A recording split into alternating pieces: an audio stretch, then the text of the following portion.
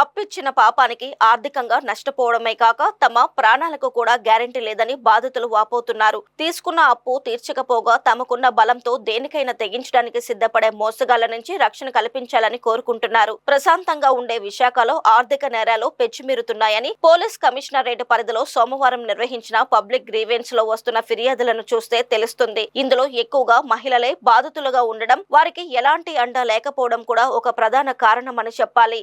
MVP కాలనీకి చెందిన రూప పాతనగరంలో ఉంటున్న గార లక్ష్మి ఉదంతాలే దీనికి నిదర్శనమని చెప్పాలి. నా పేరు రూప అండి. ఏం జరిగిందమ్మా? ఇలా ఒక అతనికి అప్పిచ్చాను 1 ఇయర్ బ్యాక్. 3 ఇయర్స్ అవుతుంది అప్పిచ్చి. ఇలా 1 ఇయర్ బ్యాక్ నేను ఇలా అతను ఇవ్వట్లేదని చెప్పి ఎంబీపీలో కంప్లైంట్ ఇచ్చానండి. ఈ ఇచ్చిన నెల రోజులకి అతను సడన్గా అటాక్ చేశారు. నా మీద కంప్లైంట్ పెడతావా, సిఐతో నన్ను కొట్టిస్తావా, అది ఇది అని చెప్పి వెంటనే నాకు ఇలా అటాక్ చేశారు. కొబ్బరికాయలు నరికి కత్తితోటి నా మీద ఇలా అటాక్ చేశారు. 1 ఇయర్ అయిపోయింది. అతను మళ్ళీ ఫోన్ చేసి నన్ను ఇలా బెదిరిస్తున్నారు.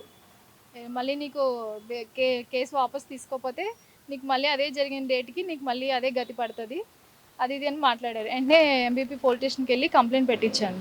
ఆయన పట్టించుకోకపోతే సిపి గారి దగ్గరికి వచ్చాను. సిపి గారు వెంటనే ఆయన కాల్ చేసి బెయిల్ క్యాన్సిల్ చేసి యాక్షన్ తీసుకోమంటే ఇప్పటికి వచ్చి యాక్షన్ తీసుకోలేదండి. అందుకే మళ్ళీ కళ్ళకి వచ్చాను. మీరు ఎంత అప్పిచ్చారమ్మా? ₹1,00,000 అండి. ₹1,00,000 ఇచ్చారు. దాడి జరిగే టైంలో మీరు ఎక్కడ ఉన్నారు? ఇంటికి వచ్చి లేదండి, నేను పని చేస్తానండి, పని దగ్గర ఉన్నానండి. మీకు ఇంతకు ముందు ఆయనకి పరిచయం ఉందా? మీకు ఆయన పరిచయం ఉంది, తెలిసిన ఆయన.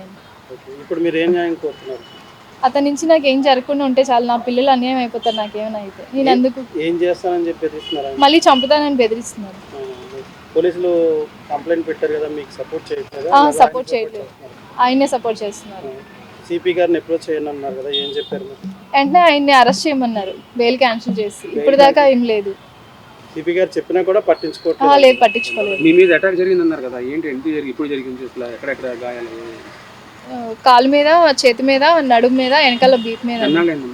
సంవత్సరం అవుతుందండి. రేపు 5వ నెల 3వ తారీఖు. లాస్ట్ ఫైనల్ ప్రతికాలు ఎప్పుడు వచ్చింది మీకు? మొన్న లాస్ట్ 12వ తారీఖున వచ్చిందండి. ట్రాన్సాక్షన్ కావాలని అక్కడ ఎందుకు పట్టించుకోవట్లేదని మీరు అనుకుంటున్నారు? అసలు సిపి గారు చెప్పినా పట్టించుకోకపోవడానికి అవతల వ్యక్తి ఎవరు ఆయన? అసలు అవతల ఆయన రౌడీ షీటరు. వీళ్ళకి మరి ఏం కాంటాక్ట్ ఉన్నాయో మనకు తెలియదండి. 1 ఇయర్ క్రితం డబ్బుల కోసం కేసు పెట్టింది. మళ్ళీ అసలు ఏంటినని కూడా ఇలా కంప్లైంట్ పెట్టినప్పుడు ఏం జరిగింది ఏంటని తెలుసుకోకుండా తప్పుగా మాట్లాడుతున్నారు. ఇద్దరు వైపు తప్పు ఉంటుంది, ఒకరి వైపే తప్పు ఉంటుంది కదా అన్నట్టు మాట్లాడుతున్నారు. సిఐ గారు, ఎంబీపీ సిఐ గారు. పేరు మురళి గారు. ఇప్పుడు మీరు అప్పిచ్చేటప్పుడు అయితే రిటర్న్ డాక్యుమెంట్స్ అవి నేనేం తీసుకోలేదండి, తెలిసిన ఆయనని ఇచ్చానండి. మీకు ఇంత తెలిసినప్పుడు మరి ఆయన రౌడీ షీటర్ అనే విషయం తెలియదండి. అతను పైలెన్స్ తిప్పుతాడని తెలిసిందండి. నేను కావాలంటే 20,000 తీసుకున్నానండి. అదే టైంలో నేను ఇచ్చేసాను. ఆయనకి కావాలంటే నాకు హెల్ప్ చేశారు కదా, నేను హెల్ప్ చేశానండి. ఇవ్వడం మానేసి అది ఏదేదో అడుగుతుంటే నేను ఇంకా కంప్లైంట్ చేశానండి. రౌడీ షీటర్ సతీష్ అండి. ఇంతకుముందు ఎప్పుడైనా జైలుకి వెళ్ళి వచ్చింది కదా, దాఖలా ఉన్నాయా? మీకు ఐడియా ఉందా? తర్వాత వెళ్ళారండి ఏదో కేసు మీద, కానీ నాకు ఐడియా లేదు. అప్పుడు తెలియదు మీకు ఇంకా? ప్రస్తుతం ఆయన ఏం చేస్తున్నాడు, ఎక్కడ ఉంటాడు, ఆయన పేరు ఏంటమ్మా? ఎంబీపీలో ఉంటారండి, గజరాజ ప్యాలెస్ దగ్గర. ఆయన ఇల్లు అక్కడ? ఇల్లు. పేరు ఏంటన్నారు? సతీష్ అండి. ఏం చేస్తుంటాడమ్మా ఆయన? ప్రస్తుతం ఏం చేస్తున్నాడు? ప్రస్తుతానికి ఖాళీయేనండి. ఉన్నారు. నమస్తే అండి, నా పేరు లక్ష్మి అండి, గార లక్ష్మి. మమ్మల్ని ఒక ఆయన ఇలాగే పనిముట్లు ఇస్తాననేసి ₹4,00,000 కట్టించుకున్నాడండి. కట్టించుకొని ఇప్పటి వరకు కూడా మాకు ఏమీ లేదండి. ఆయన కూడా చనిపోయారండి ఈ మధ్యకాలంలో. చనిపోయారని సిపి గారి దగ్గరకు వచ్చి నేను కంప్లైంట్ చేశానండి. వాళ్ళు కూడా మాకు తెలుసు అన్నట్టు ఆయన మాట్లాడుతున్నాడు తప్పించి అతనికి వచ్చి సమాధానం చెప్పట్లేదండి. అదేండి, సిపి గారు వాళ్ళు తెలుసు నాకు అన్నట్టు మాట్లాడుతున్నా, పోలీసులు అంతా మాకు తెలుసు అన్నట్టు మాట్లాడుతున్నాడు కానీ కనీసం వచ్చి వాళ్ళకి సమాధానం కూడా చెప్పట్లేదు. అది 4 సంవత్సరాలు అయిపోయింది సార్. 4 సంవత్సరాలు అయిపోయిందండి. 4 సంవత్సరాలు బట్టి తిరుగుతూనే ఉన్నానండి. అలా వాడి కోసం తిరిగినా సరే పట్టించుకోలేదండి. బొడ్డేటి కృష్ణ గోవిందరావు సార్. ఆయన పనిముట్లు వ్యాపారం చేసేవాడండి. దాన్ని పెట్టి మేము వెళ్ళి కట్టాం ఆయనకి డబ్బులు. కడితే మాకు మిషన్లు ఇస్తాను అన్నాడు. ఇప్పటి వరకు కూడా ఏది లేదు. అక్కడ షాప్ కూడా ఎత్తేసాడండి. అది చూసి ఆయన ఆందోళన పడిపోయి హార్ట్ అటాక్ వచ్చి చనిపోయారండి మా వారు. కంప్లైంట్ ఎక్కడ ఇచ్చారు? కంప్లైంట్ ఇక్కడేనండి, కమిషనర్ ఆఫీస్ దగ్గర. 12వ నెలలో ఇచ్చానండి. 12వ నెలలో ఇచ్చాను. అప్పటి నుండి అలా తిరుగుతూనే ఉన్నామండి వాళ్ళ దగ్గరికి.